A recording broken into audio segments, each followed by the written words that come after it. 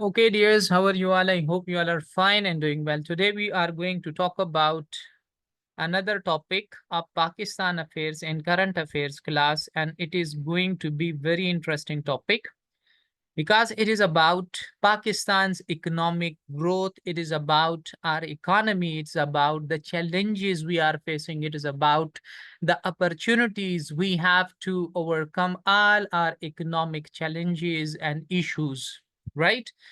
तो मईशत जो हमारी है, शारिब कहते हैं कि talk in English, don't switch to Urdu. Sharib आप हमें गाइड ना करें कि क्या करना है, ठीक है? तो लिखना अपने इंग्लिश में ही है, सीएसएस में भी। So I will have to manage and clear your concepts, ठीक है? हम क्लास को बाइलिंगुअल रखते हैं बाकी स्टूडेंट्स के लिए भी, ठीक? बाकी लिखा इंग्लिश में है, इसमें कोई उर्दू लफ्ज नहीं है, आप इंग्लिश में ही नोट कर ले अपने लिए, ठीक है? और लिंक भी सारे इंग्लिश के हैं, नोट्स भी सारे इंग्लिश के हैं, तो आप बाकी स्टूडेंट्स के लिए थोड़ी सी आसानी पैदा करते हैं। So we are talking about Pakistan economic growth challenges and opportunities, ठीक है? कि हमारे मईशत के मसाइल हैं, पाकिस्तान के पास मईशत के बहुत सारे मसाइल हैं, चैलेंजेस हैं, लेकिन पाकिस्तान के बारे में कहा जाता है कि Pakistan is a hard country, ठीक है? पाकिस्तान ने जंगें भी लड़ी है, पाकिस्तान ने भी 71 की जंग भी लड़ी, 65 की जंग भी लड़ी, कारगिल वार भी लड़ा, ठीक है?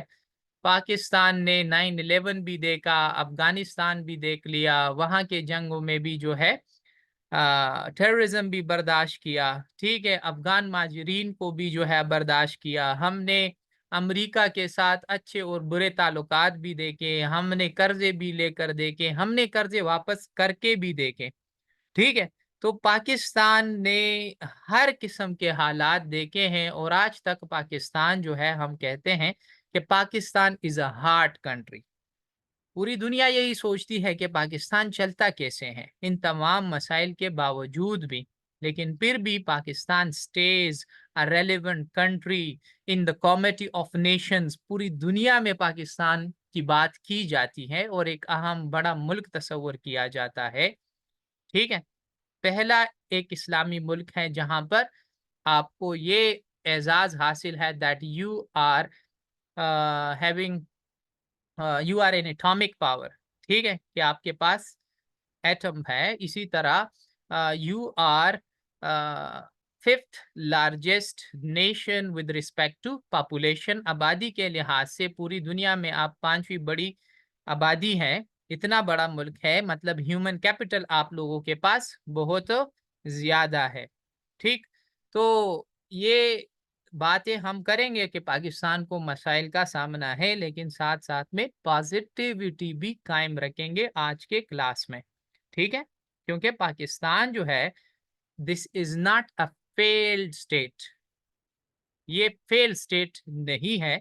पाकिस्तान जो है, इसमें ये पोटेंशियल है कि ये अपने तमाम मसाइल को ओवरकम कर सके। तो आज का हमारा जो मेन डिस्कशन है वो है इकोनॉमिक ग्रोथ के बारे में, और साथ में हमारी इकोनॉमी के चैलेंजेस क्या है और हमारे पास अपॉर्चुनिटीज क्या है जिसके जरिए हम इसको ठीक कर सकते हैं। So let's begin. ये थोड़ा सा आप लोगों के लिए विजिबल बना देता हूँ। I hope now it is clear to you. Pakistan economic growth challenges and opportunities. सबसे बड़ी बात, बड़ा जबरदस्त कोटेशन है, and that is a strong economy is a magnet for talent and innovation, ठीक है? जब आपकी इकोनॉमी बेहतर होती है तो तब आपके पास टैलेंट भी आता है, तब आपके पास इनोवेशन भी होता है। इसका मतलब ये है कि अगर आपकी इकोनॉमी खराब है तो ना तो आप टैलेंट जो है एक्सपेक्ट कर सकते हैं और ना ही इनोवेशन एक्सपेक्ट कर सकते हैं। और यही बात है कि हमारी इकोनॉमी डाउन टर्न है, कोलैप्स कर गई है, जिसकी वजह से हमें टैलेंट भी नहीं मिल रहा। दुनिया में अगर आप देखें तो पाकिस्तान जो है दुनिया को कोई नोबेल लॉरिएट नहीं दे रहा। इसी तरह आपका मुल्क इनोवेशन नहीं कर रहा। अमेरिका की इकोनॉमी स्ट्रांग है तो अमेरिका में टैलेंट भी है और अमेरिका नए इजादात भी कर रहा है। तो स्ट्रांग इकोनॉमी इस बात की जामिन है कि आपके पास टैलेंट भी आएगा, आपके पास इनोवेशन भी होगा। इसी तरह the health of the economy is the heart beat of a nation, के जो आपकी इकोनॉमी है जितनी स्ट्रांग उसकी हेल्थ होगी, जितनी स्ट्रांग वो इकोनॉमी बाय हेल्थ होगी, उतना ही आपका नेशन जो है वो प्रॉस्पेरियस होगा, आपका नेशन खुशहाल रहेगा। ठीक है। अब इसके लिए अगर आप स्कैंडिनेवियन कंट्रीज उठा ले, उनकी इकोनॉमी बेहतर है, दुनिया में वो खुश भी है। और वो ममालिक जिनकी इकोनॉमी खराब है, वो जो है प्रॉस्पेरिटी के लिहाज से भी और हर बीट से यहाँ पर मुराद आपकी अपनी सेहत है, आपका अपना वेल बीइंग है, आपकी अपनी फलाह बहबूद है, आपकी अपनी खुशहाली है। अच्छा, इकोनॉमिक प्रॉस्पेरिटी जो है, आपकी जो मईशत के लिहाज से जो खुशहाली है, that fosters peace and development. इसी से ही आपको पीस भी आएगा और इसी से ही आपको डेवलपमेंट आएगा। आपके पास पैसा होगा तो आपके पास पीस भी होगा। आपके पास पैसा नहीं है तो यहाँ पर इंस्टेबिलिटी भी होगी, यहाँ पर टेररिज्म भी होगा, यहाँ पर लड़ाई झगड़े भी होंगे, यहाँ पर बदअमनी भी होगी। जाहिर बात है, अमीर लोग आपस में नहीं लड़ते। ठीक है, उनको गुस्सा भी नहीं आता, क्योंकि उनका जो खाना पीना है, उठना बैठना है, ठीक है, वही ठीक होता है। अब एक बंदा है, उसके पास करोड़ों रुपए है और वो करोड़ों रुपए की गाड़ी में भी घूमता फिरता है, गर्मियों में एसी होती है उसके गाड़ी में, घर में भी, ठीक है, खुराक में वो बैलेंस डाइट लेता है, ठीक है, ड्राई फ्रूट भी और फ्रूट भी, और साथ में उसमें प्रोटीन वगैरह भी बैलेंस होता है, विटामिन भी पूरे होते हैं। तो अब ऐसे लोगों को जो है गुस्सा नहीं आता। और जो गर्मियों में काम करते हैं सड़कों के ऊपर, कारखानों में, तो वो बेचारे दिन रात एक दूसरे के साथ लड़ते हैं, और फिर जब घर आते हैं उनको वो प्रोटीन वाला खाना या बैलेंस डाइट वो मिलता ही नहीं है। तो जाहिर बात है, उसको जो है we are what we eat, हम कहते हैं ना कि हम वही है जो हम खाते हैं, we are what we eat. तो आपका गुस्सा, आपकी परेशानी, आपका गम, आपकी अफसुर्दगी जो है, वो भी आपकी इकोनॉमिक प्रॉस्पेरिटी से जो है जुड़ी हुई है। हम ऐसे ही कह रहे होते हैं कि, इसी मजाक के लिए बता रहा हूँ, कि फलां ने फलां को छोड़ा, ठीक है, लैला ने मजनू को छोड़ा, मजनू ने लैला को छोड़ा, तो ये उदास है। नहीं, ऐसी बात नहीं है। दोनों के पास पैसा होता, दोनों खुश होते। ठीक है। So Pakistan economic growth has faced significant challenges, but opportunities exist for revitalization। ये आपकी पेपर के लिए आपका थीसिस स्टेटमेंट है कि पाकिस्तान की जो इकोनॉमिक ग्रोथ है, अगरचे इसके सामने बहुत बड़े बड़े चैलेंजेस हैं, बहुत बड़े बड़े इश्यूज हैं, बहुत बड़े बड़े मुश्किलात हैं, लेकिन इसके बावजूद भी वी हैव गॉट अपॉर्चुनिटीज, हमारे पास अपॉर्चुनिटीज भी हैं, जिसके जरिए हम अपनी इकोनॉमी को, अपनी मईशत को सही कर सकते हैं। थोड़ा सा हिस्टोरिकल बैकग्राउंड की तरफ चलते हैं, क्विकली बताता हूं। हम जब पोस्ट इंडिपेंडेंस की बात करते हैं, पाकिस्तान जैसे आज़ाद हुआ, तो इनिशियल स्टेज में हमारी जो इकोनॉमिक ग्रोथ थी वो 3.1% थी। एवरेज एनुअल जीडीपी ग्रोथ हमारा यही था, क्योंकि उस वक्त हम ये कहते हैं, किताबों में लिखा है कि हमारा पैसा भी, हमारा वेपन्स भी इंडिया में रह गया था, जो कि वो हमें नहीं दे रहा था, और उसमें जो आ, ताखीर के हरबे थे वो इस्तेमाल कर रहे थे, जिसकी वजह से देवर हर्टिंग आर इकोनॉमी, और वही हमारी इकोनॉमी को नुकसान पहुंचा रहे थे। ठीक है, अगरचे बाद में फिर यूएन के जरिए हमें अपना पैसा, अपना हिस्सा मिला, लेकिन कुछ सालों में जो है 1950 से लेकर 1960 तक हमारा पॉलिटिक्स भी ठीक नहीं था। हमने जो है 1950 से लेकर 1960 तक जो है कई वजीर आजम बदले, जिसके बारे में नेहरू ने एक दिन कहा कि इतना तो मैं अपने शलवार का नाड़ा जो है चेंज नहीं करता, जितना पाकिस्तान जो है अपने वजीर आजम को चेंज करता है। तो इस लिहाज से अगर देखा जाए तो हमारे मुल्क में पॉलिटिकल स्टेबिलिटी भी नहीं थी, और जब आपके मुल्क में सियासी इस्तेहकाम भी ना हो तो वहां पर इकोनॉमी बेहतर नहीं रहती। सही है। फिर आता है हमारे पास एक सुनहरा अच्छा दौर, जिसके जरिए जो है जिसमें हमने जो है एक इकोनॉमिक ग्रोथ देखा, और वो आयूब खान का दौर समझा जाता है। और उसमें हमारी इकोनॉमी की ग्रोथ जो है 5.82% तक पहुंच चुकी थी, और उसमें मैन्युफैक्चरिंग ग्रोथ 8.51% तक पहुंच चुकी थी। और उसमें हमने ऑटोमोबाइल्स, इसी तरह सीमेंट और स्पेस के इंडस्ट्रीज हमने लगाए, और डेम्स हमें लिखने चाहिए थे, तो डेम्स भी बनाए गए थे उसके दौर में। इसी दौरान फिर हमने 1965 की जंग लड़ी, फिर 1971 की जंग लड़ी, फिर हमारी इकोनॉमी कोलैप्स कर गई, हमने कर्जे ले लिए और हमें नुकसान उठाना पड़ा।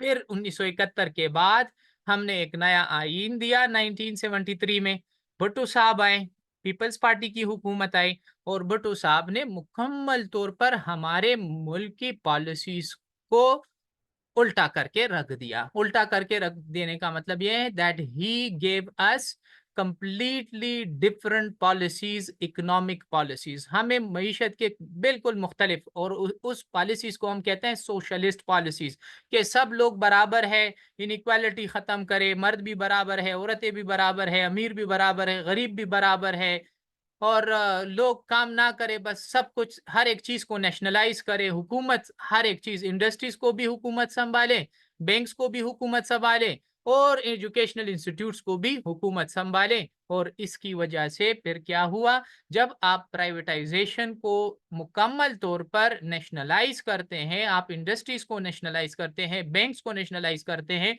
तो आप लोगों को ये बताता हूं कि सरकारी काम सुस्त होते हैं, सरकारी बैंक्स भी सुस्त होते हैं, सरकारी एजुकेशनल इंस्टीट्यूशंस भी सुस्त होते हैं, सरकारी कारखाने भी सुस्त होते हैं। ठीक है, जब आपने उसको गवर्नमेंट में दे दिया, जैसे आजकल पीआईए ले ले, ठीक है, तो अब एक इंडस्ट्री तो है, लेकिन वो क्या है, वो नुकसान में है, फायदे में नहीं है। तो इस वजह से पाकिस्तान में ये बात चल रही है कि आप इसको प्राइवेटाइज करें। तो उस वक्त भी यही हुआ था, नेशनलाइजेशन पॉलिसीज तो इसने अपनाई, और इसने सब कुछ नेशनलाइज किया, और इसने प्राइवेट सेक्टर को मुकम्मल तौर पर हर्ट किया, जिसकी वजह से हमारी इकोनॉमिक ग्रोथ जो है वो स्लो डाउन कर गई और 4.8% पर आ गई।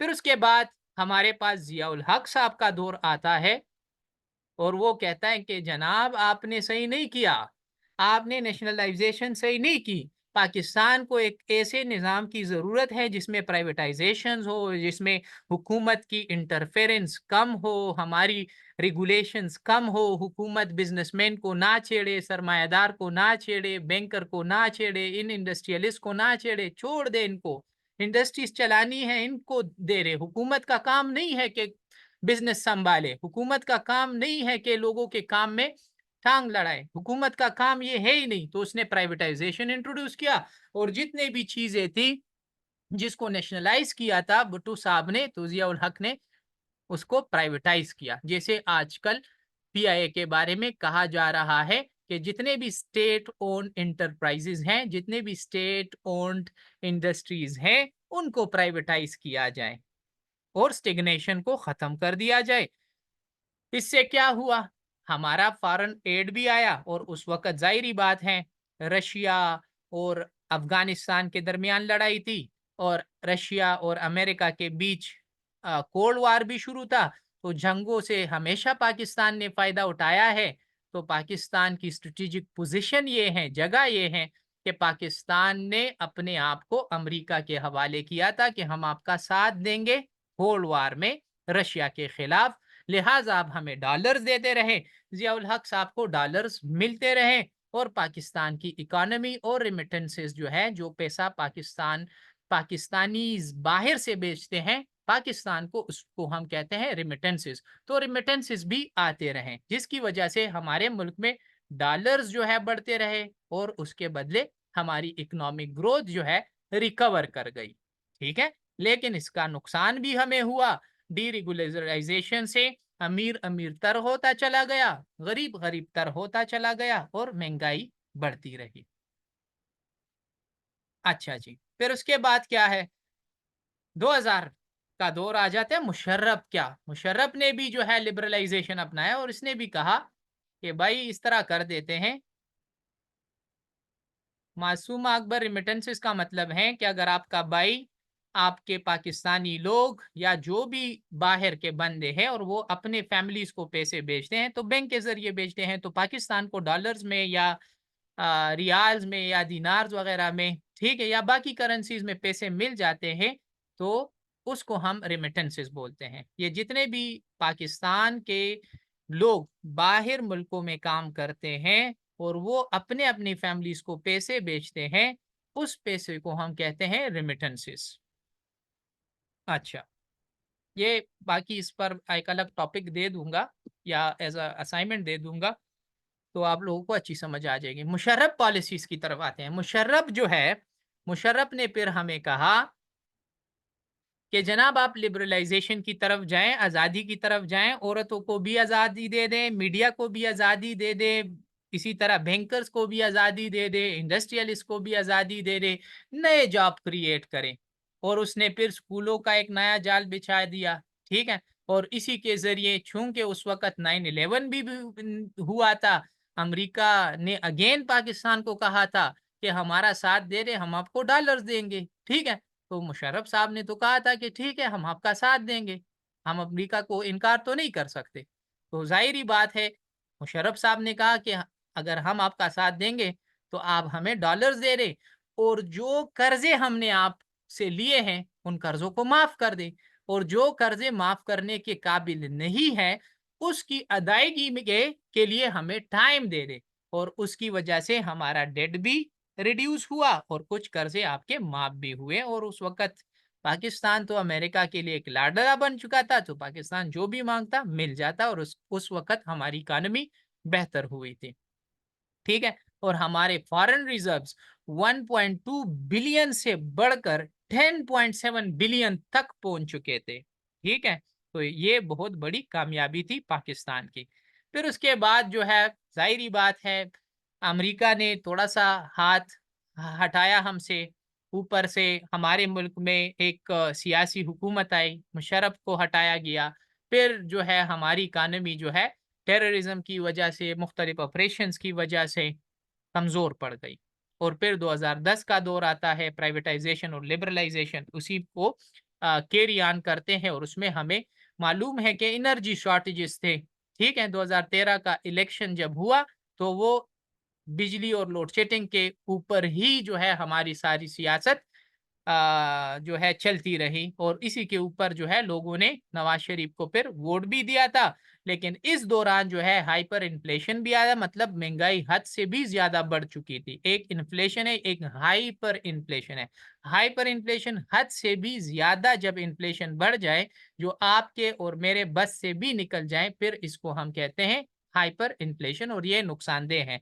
महंगाई, इन्फ्लेशन इतना नुकसानदेह नहीं है, लेकिन हाइपर इन्फ्लेशन, क्योंकि इसके बाद स्टिग्नेशन आता है, फिर आपकी इकोनॉमी रुक जाती है, ग्रो करना बंद कर देती है। और इसी तरह जरदारी के दौर में भी और फिर नवाज शरीफ के दौर में भी हमारा जो कर्जा था वो बढ़ गया।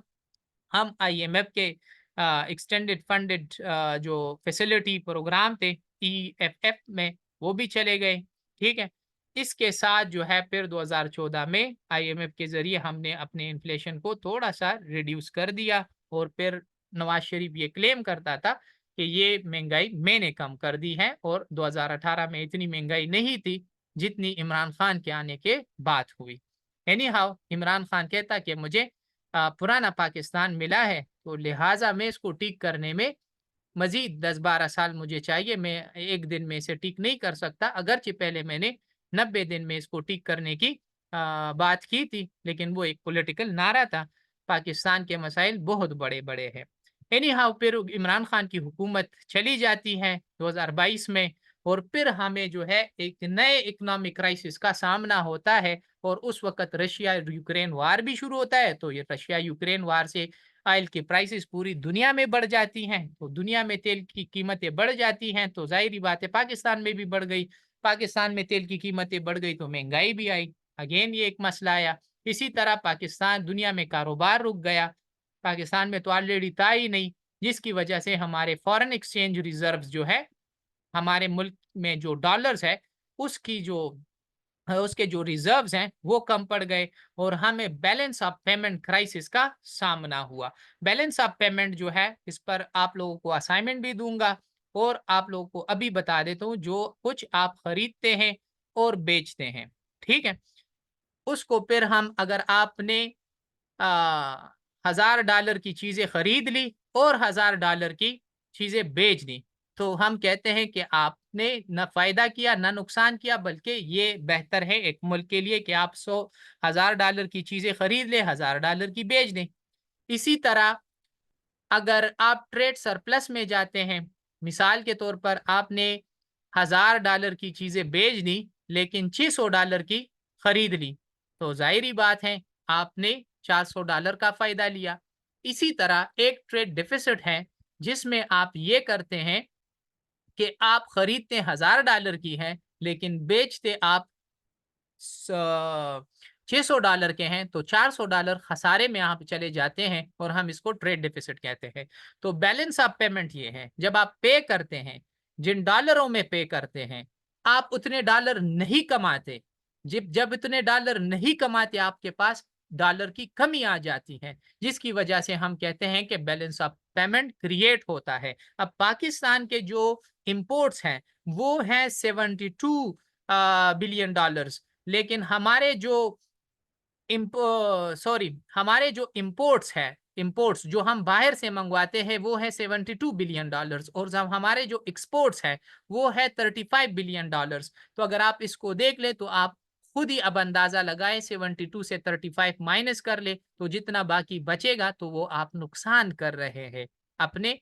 तो जाहिर बात है हमारे पास बैलेंस ऑफ ट्रेड की या बैलेंस ऑफ पेमेंट की जो है क्राइसिस आ गए, आपके पास डॉलर की कमी आ जाती है। फिर आप आईएमएफ के पास जाते हैं, भीख मांगने जाते हैं, या आप इसको कह ले खैरात या कचकोल कह ले वजीर आजम के जुबान में, तो हम वो लेकर जाते हैं, इधर उधर घूमते हैं कि आप हमारी मदद करें। ठीक है, अब ये होता क्यों है, इसके फैक्टर्स क्यों है, हमारे पास ये मसाइल क्यों है इतने, तो उसके लिए इशरत हुसैन साहब की एक बुक है, उसने लिखा है कि गवर्निंग दी अनगवर्नेबल, और वो कहता है कि पाकिस्तान में तमाम मसाइल का हल है governance, poor governance. Poor governance का मतलब ये है कि आप अपने मुल्क को सही पॉलिसीज के मुताबिक नहीं चला रहे। इसी तरह दूसरा मसला हमारे पास है पॉलिटिकल इंस्टेबिलिटी, आपकी सियासत में इस्तेहकाम नहीं है। आपने वजीर आजम को पूरा 5 साल जो है नहीं दिया। पीपल्स पार्टी के दौर में 2008 से 2013 तक हमने यूसुफ रजा गिलानी को नाअहल किया, फिर 2013 से 2018 तक हमने नवाज शरीफ को जो है नाअहल किया। उसके बाद हमने इमरान खान का दौर देखा और हमने इमरान खान को भी 5 साल पूरे करने नहीं दिए और हमने उसको जेल में भी डाल दिया। साथ में यहाँ पर धरनों की, लॉन्ग मार्चिस की और धमकियों की सियासत जारी रहती है, जिसकी वजह से हमारी मईशत हर्ट हो रही है। इसके अलावा हमारे पास है lake of foreign direct investment, बाहर की दुनिया से आपको कोई इन्वेस्टमेंट नहीं आ रही, ठीक है, और जो लोग इन्वेस्टमेंट कर रहे हैं वो भी आपके मुल्क को छोड़कर भाग रहे हैं। जैसे कि शेल पंप्स वाली जो कंपनी है उसने अपने शेयर्स यहाँ पर बेच दिए और यहाँ से चला गया, ठीक है। कुछ लोग कहते हैं कि टेलीनार वाले भी जा रहे हैं, कुछ कह रहे हैं कि जा भी चुके हैं। एनी हाउ, ये फॉरेन डायरेक्ट इन्वेस्टमेंट आपके मुल्क में नहीं आ रहा, ठीक है। इंडिया में आईफोन वालों ने अपनी जो है इन्वेस्टमेंट कर दी, लेकिन यहाँ पर आईफोन के केसेस के लिए भी वो नहीं आते कि यहाँ पर कोई जो है एक छोटे से चार्जरों के लिए कुछ रख लें, ताकि आप लोग आईफोन के चार्जर्स पाकिस्तान में बनाकर जो है भेजा करें। एनी हाउ, ये ऐसे ही मजाक में कहा आप लोगों को कि फॉरेन डायरेक्ट इन्वेस्टमेंट यहाँ पर नहीं आ रही। अब आते हैं टेररिज्म की तरफ। जाहिर बात है ये तो बहुत बड़ा मसला है, जिस मुल्क में टेररिज्म होगा वहां पर इकानमी बेहतर नहीं रह सकती। ट्रेड डिफिसिट भी है, फिस्कल डिफिसिट भी है। मतलब जैसे मैंने कहा कि जब आप बेचते कम है और खरीदते ज्यादा है तो ये ट्रेड डिफिसिट कहलाता है। फिस्कल डिफिसिट ये है कि आप सालाना बजट तैयार करते हैं, बजट में अपने लिए टारगेट्स रखते हैं और वो टारगेट्स जो है आप उसके मुताबिक अपने अखराजात लगाते हैं, खर्चा करते हैं। लेकिन जब टैक्स कलेक्शन की बात आती है, रेवेन्यू की बात आती है, ताकि उसको आप पूरा कर सके, उसमें कमी आ जाती है और वो आप पूरा नहीं कर सकते, फिर आप नुकसान में, डिफिसिट में चले जाते हैं। अच्छा, करप्शन की बात करें तो ज़ाहिर-सी बात है पाकिस्तान करप्शन में भी बिल्कुल जो है आपको दुनिया के टॉप ममालिक में से मिलेगा, according to International Transparency reports. कोविड-19 ने और यूक्रेन वार ने अपनी रही कसर जो है कम जो कसर रह गई थी, इन दोनों ने पूरी कर दी। अच्छा, इसका इम्पैक्ट क्या आया? इम्पैक्ट फिर ये आया कि आपके मुल्क में महंगाई आई। 1 साल पहले हमारी महंगाई थी 38%। अभी थोड़ा-सा ये महंगाई का जो दौर है वो थोड़ा-सा कंट्रोल हो चुका है। हमारा पेट्रोल जो है कल भी सस्ता हुआ, इससे पहले 288 पर था, अब जो है 250 पर आ चुका है। इसी तरह जो है मैंने आप लोगों के साथ एक आर्टिकल शेयर किया है अल जज़ीरा का, और उसने भी ये क्लेम किया है कि पाकिस्तान में इन्फ्लेशन कम होने लगा है, महंगाई थोड़ी-सी कम होने लगी है। लेकिन अब भी महंगाई एक आम आदमी के लिए बहुत ज़्यादा है। ऐसा नहीं है कि खत्म हो गई है, ठीक है? महंगाई है। डिप्रिसिएशन ऑफ रूपी, हमारा जो 150 का 1 डॉलर मिलता था, डॉलर के मुकाबले में हमारी पैसे की कीमत कम हुई। कदर जो है कम हुई और वो अब 288 का मिलता है। ब्रेन ड्रेन हुआ, आपका नौजवान जो है, ब्रेन ड्रेन का मतलब ये है कि आपका नौजवान आपका मुल्क छोड़कर भागने लगा है, और 2023 के सर्वे के मुताबिक 16 लाख जो है लोग जो है पाकिस्तानी वो बाहर ममालिक गए हैं 1 ही साल में। राइज इन अनएम्प्लॉयमेंट, अनएम्प्लॉयमेंट में इजाफा हुआ, पॉवर्टी गुर्बत में इजाफा हुआ।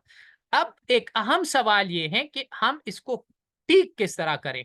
आप जनाब एफडीआई अट्रैक्ट करें, फॉरेन डायरेक्ट इन्वेस्टमेंट अट्रैक्ट करें। इसके लिए हुकूमत ने एसआईएफसी का जो प्रोग्राम दिया, स्पेशल इन्वेस्टमेंट फैसिलिटेशन काउंसिल, इसका प्रोग्राम दिया। लेकिन इस पर भी तहफुजात हैं। एनी हाउ ये एक वे फॉरवर्ड आप पेपर में लिख सकते हैं, ठीक है? कि आप फॉरेन जो इन्वेस्टर्स हैं उसको बड़े-बड़े मुराद दे दें और उसको अट्रैक्ट करें कि आप आ जाएँ, हम आपको सपोर्ट करेंगे। लेकिन उसके लिए भी ज़रूरी है दैट यू कर्ब टेररिज्म, टेररिज्म पर कंट्रोल हासिल करें। Settling house own house in order, सबसे पहले अपने घर के अपने मसाइल जो है ठीक करें। तब जाकर बाहर से लोग आपके मुल्क में सरमायादारी के लिए आएँगे, और इसी तरह आप अपने एक्सपेंडिचर, अखराजात एंड अर्निंग, और फिर जो आप कमाते हैं उसमें बैलेंस कायम करें। ऐसा कभी भी नहीं हो सकता कि आप कमाते कम है और खर्च जो है आपका ज़्यादा हो, तो आप हमेशा कर्ज में ही रहेंगे, आपकी इकॉनमी बेहतर नहीं होगी। फॉरेन पॉलिसी आपका ये है कि trade with all, alliance with none. अब हमारा ये हाल है कि हम इंडिया के साथ ट्रेड नहीं कर रहे हैं, अफ़गानिस्तान के साथ ट्रेड नहीं कर रहे, ईरान के साथ ट्रेड नहीं कर रहे, और चाइना के साथ ट्रेड कर भी रहे हैं, लेकिन बेचते कम है, खरीदते ज़्यादा है, जिससे ट्रेड डिफिसिट आता है। तो alliance with all, alliance with none and trade with all, आपने सबके साथ ट्रेड करना है, अगरचे वो इंडिया ही क्यों ना हो। अपनी इकोनॉमी के लिए आप कुछ भी कर सकते हैं, ठीक है? और एक सरमायादार ने जैसे कहा था कि आप कुछ भी करें, चाहे आप भीख क्यों ना माँगे, आप चोरी ही क्यों ना करें, लेकिन अपनी इकोनॉमी के लिए हर हद तक जाएँ, ठीक है? तो इकोनॉमी के लिए करना पड़ेगा, मुल्क के लिए करना पड़ेगा। कर्बिंग करप्शन, आप करप्शन पर कंट्रोल हासिल करें और अकाउंटेबिलिटी और रूल ऑफ लॉ जो है इंश्योर करे, साथ में ensure good governance and implementation of economic fundamentals, और जो जिन चीज़ों से इकोनॉमी ठीक होती है, उन तमाम चीज़ों को, उन फंडामेंटल्स बुनियादी चीज़ों को आप क्या करें, ठीक करें। अच्छा, इन सब चीज़ों को मिलाकर हम ये कह सकते हैं कि पाकिस्तान की इकोनॉमी को अगरचे चैलेंजेस का सामना है, इन तमाम अपॉर्चुनिटीज को, जैसे एसआईएफसी है, balance of expenditure and earning है, फॉरेन पॉलिसी को चेंज करना, गुड गवर्नेंस को लाना, रूल ऑफ लॉ को लाना, इंसाफ करना, इन तमाम बुनियादी चीज़ों को ठीक करके हम अपनी इकोनॉमी बेहतर कर सकते हैं।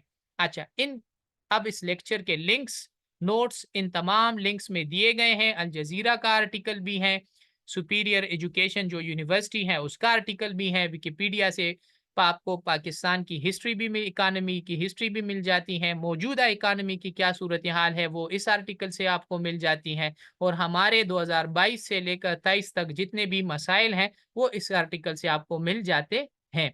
तो सब आर्टिकल को 1-2 दिन में पढ़ लें। So from me it's enough. अभी अगर आप लोगों का कोई क्वेश्चन है तो आप लोग कर सकते हैं।